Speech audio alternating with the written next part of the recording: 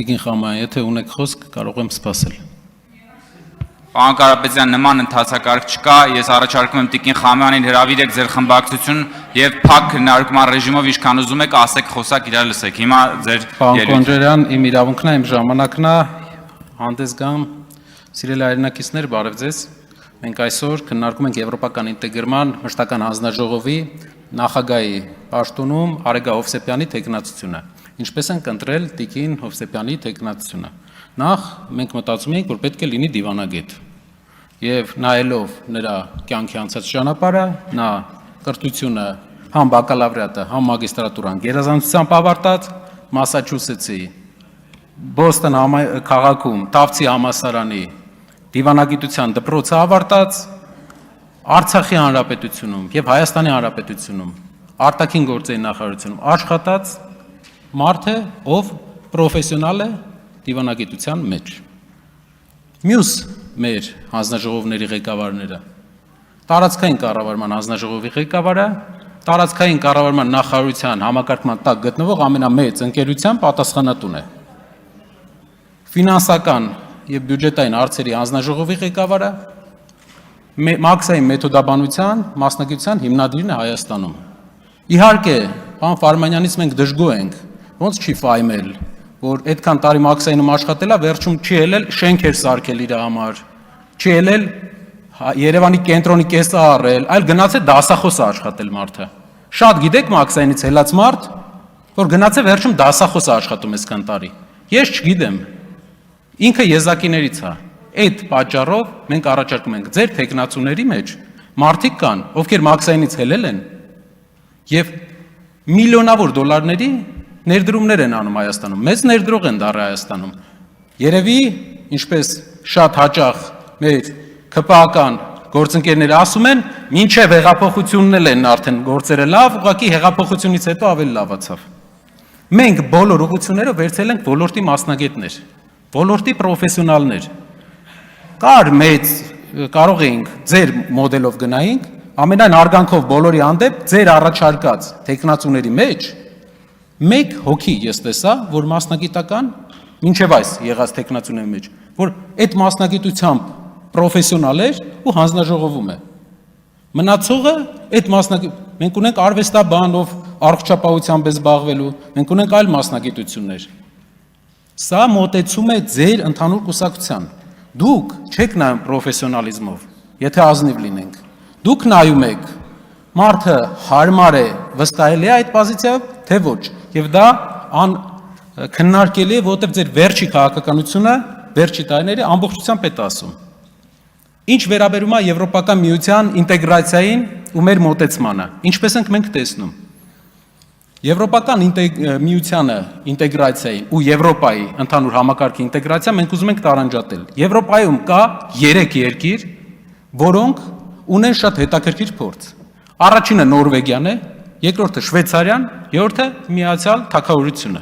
Այս երկրները Շվեյցարիան, Նորվեգիան իրենց օրինակներով մի մոդել են ընդունել։ Իրենք չեն մտել Եվրոպական միություն, որովհետև համարել են, որ Եվրոպական միությունը քաղաքական կառույց է, բայց բոլոր իրենց ինստիտուտներով ինտեգրված են եվրոպական համակարգի մեջ, եվրոպական ազատ տնտեսական գոտու մեջ։ Ինչ է սա տվել։ Շվեյցարիան զերծ է մնում յուրաքանչյուր քաղաքական բախումներից, բոլոր բախումներից։ Նորվեգիան գտնվելով Արկտիկայի մոտ զերծ է մնում հակադրություններից։ Միացյալ Թագավորությունը այլ ճանապարհ է ընտրել։ Ինչն է Հայաստանի ճանապարհը։ Մենք տեսնում ենք, որ հայկական բոլոր ինստիտուտները մեր երկրի մենք պետքա տեղայնացնենք եվրոպական մոդելներով։ Մեծ մասը բաներ կա, մենք համաձայն չենք այդ մոդելների հետ։ Որպես պահպանողական ուժ ընտանիքը թիրախավորող մոդելների հետ համաձայն չենք, բայց այլ մոդելների հետ, դատական համակարգ, տնտեսական քաղաքականություն, կրթական համակարգ մենք բերելու ենք եւ աշխատելու ենք այդ ուղղությամբ։ Տիկին Հովսեփյանի գործը այն է, որ բոլոր ստանդարտներով Հայաստանը լինի եվրո ստանդարտներով ապրող երկիր, բայց քաղաքական ընտրություն անելուց առաջ մենք պետք է նայենք, արդյոք այդ ընտրության ժամանակ կա հակադրություն տարածաշրջանային ուժերի եւ Եվրո միության մեջ, թե չէ, արդյոք դրա արդյունքում մենք ստանալու ենք հարված ուժեղ հարված եւ դրանից հետո գանգստե արդարանանք։ Մեր երկրի ամենակարևոր խնդիրներից մեկը, ինչպես Նորվեգիան, ինչպես Շվեյցարիան, չբերել բախումը մեր դուռը, մենք բախման տեղ չունենք, փոքրացել է։ Ու սա է մեր մոդելը, եվրոպական բոլոր ինստիտուտները, որոնք որակական փոփոխություն են բերելու, Տիկին Հովսեփյանը աշխատելու է այդ ուղղությամբ։ Ու կտեսնեք ինչ տարբերությամբ, ամենայն դեպս տարին մի անգամ ժողով չի անի։ Ինստիտուցիոնալ կաշխատի դատական համակարգի ազատությունը վերջապես կունենանք։ Իսկ ինչ ենք մենք մտածում ընդհանրապես ձեզ հետաքրքրող Ռուսաստանի հետ հարաբերությունների մասին։ Ռուսաստանը Հայաստանին ապրանքների դիմաց